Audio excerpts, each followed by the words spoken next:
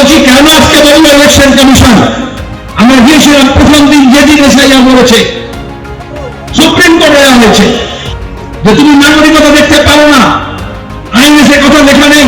Supreme কোর্টও তাই বলবো। আগে আমাদের দেশে নাগরিকতা ছিল জন্মসূত্রে। আমি যদি এখানে জন্মেছি, আমি এখানকার নাগরিক। মমতা আর ভাস্তাই আফগানি আরএসএস এর কথায় এই আইন পাল্টে দিল। এরকম বিজেপি এসআইআর এর নাম করে ইলেকশন কমিশনকে দিয়ে বলল সবার উপরে মনুষ্যত্ব নয়, আগে নাগরিকত্ব। আর সেই নাগরিকত্বকে গিয়ে কি হবে? কার বাপ ঠাকুরদা কোথায় জন্মেছে সেটা বার করবো। আমরা লিস্ট বেরোনোর সঙ্গে সঙ্গে নির্বাচন ভোটার সহায়তা কেন্দ্র আরো চালু করবো।